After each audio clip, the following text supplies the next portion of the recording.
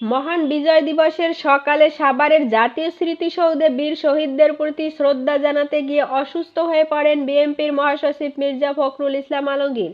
সোমবার সকাল 10টার দিকে তিনি শহীদদের প্রতি শ্রদ্ধা জানিয়ে সাংবাদিকদের সঙ্গে কথা বলার সময় হঠাৎ অসুস্থ হয়ে মাটিতে পড়ে যান।